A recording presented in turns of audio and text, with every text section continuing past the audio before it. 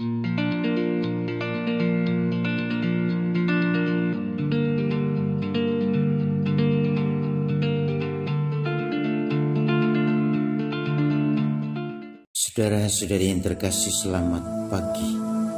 Mari kita awali permenungan kita pagi ini, Rabu Pekan Paskah kedua, 22 April 2020, dengan tanda kemenangan Kristus, dalam nama Bapa dan Putra dan Roh Kudus. Amin. Tema renungan kita pagi ini adalah siapa yang selamat. Yohanes pasal 3 ayat 16 sampai dengan 21. Setiap agama pasti mengajarkan tentang keselamatan atau hidup bahagia setelah kematian. Dan hampir semua pemeluk agama meyakini bahwa agamanya adalah jalan menuju sukacita kekal itu. Misalnya, ajarannya mengatakan bahwa di surga kita akan memiliki istri yang selalu perawan. Ada yang mengajarkan bahwa sukacita kekal itu bisa kembali lahir sebagai manusia atau sebagai makhluk yang luhur. Ada juga yang mengajarkan umatnya bahwa sukacita kekal itu hidup dalam kebahagiaan bersama Tuhan dalam kerajaannya.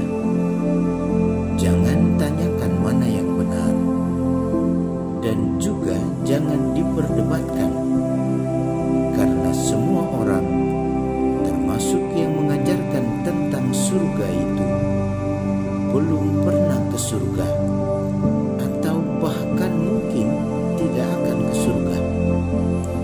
Pertanyaan yang tepat adalah, siapa yang akan masuk surga?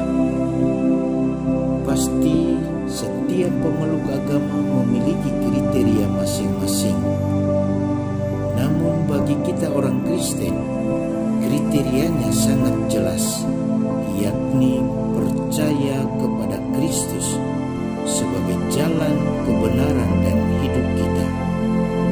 Yesus sebagai hidup kita, berarti Dia menjadi jalan bagi kita untuk mencapai surga atau sukacita kekal itu.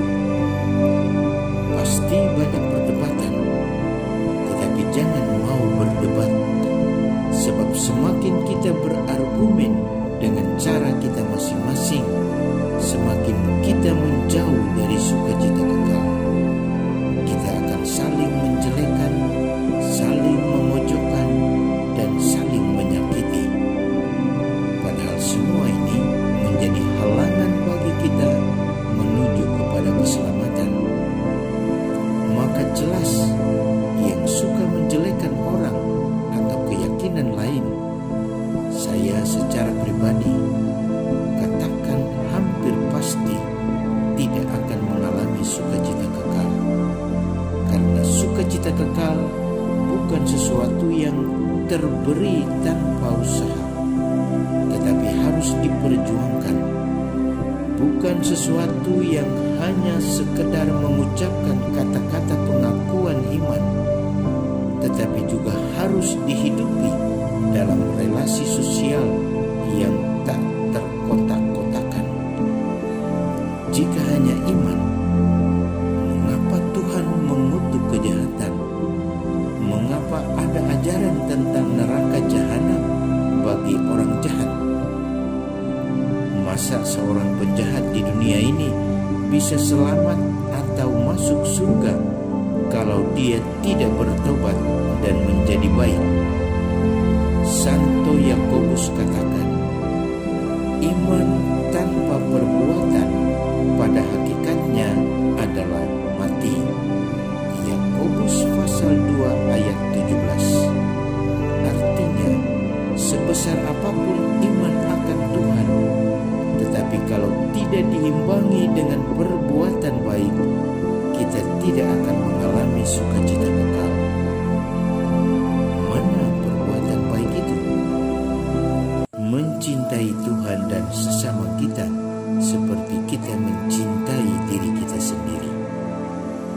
Karena itu, jangan ribut tentang mana konsep surga yang benar, ajaran agama mereka atau ajaran agama kita. Tidak akan ada gunanya. Yang ribut itu pun belum tentu tahu tentang dirinya selamat atau tidak, karena pasti berargumen dengan emosi dan fanatisme dan dengan konsep teologisnya masing-masing. Bagi kita orang Kristen, keselamatan hanya ada dalam Yesus. Mengapa? Karena Yesus sendiri menjanjikannya. Barang siapa percaya kepadanya, ia tidak akan dihukum. Tetapi barang siapa tidak percaya, ia telah berada di bawah hukuman, sebab ia tidak percaya dalam nama Anak Tunggal Allah. Yohanes pasal 3 ayat 18. Percaya kepada Anak Tunggal Allah, yakni Yesus, berarti menjalani hidup dalam kasih dan kebaikan, bukan hanya sekedar iman. Dengan menghidupi iman dalam kebajikan, kita telah memulai jalan kepada keselamatan atau sukacita kekal. Jika kita sudah ada di jalan itu, mengapa harus emosi dan marah saat orang lain mengatakan sesuatu yang menjelekan Yesus? Misalnya, kata-kata yang mengatakan, "Kalau Yesus anak Allah, siapa yang menjadi bidan saat dia dilahirkan?" Jangan sakit hati, sebab yang mengatakan demikian, dia sudah berada di bawah hukumannya.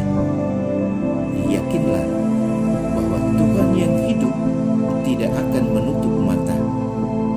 Kecuali Yesus, Anak Allah, mati untuk selamanya, tetapi dia mati untuk hidup. Kalau dia mati untuk selamanya, percumalah iman kita akan Allah yang diajarkannya untuk kita. Kata-kata Yesus meneguhkan keyakinan kita bahwa di jalan ini sudah tepat dan jangan pernah berpaling. Begitu besar kasih Allah akan dunia ini, sehingga ia telah mengaruniakan anaknya yang tunggal, supaya setiap orang yang percaya kepadanya tidak binasa, melainkan beroleh hidup yang kekal, kata Yesus. Yohanes pasal 3 ayat 16. Karena itu, jalan keselamatan bukanlah jalan arogansi dangkal, tapi jalan pengorbanan dalam kasih.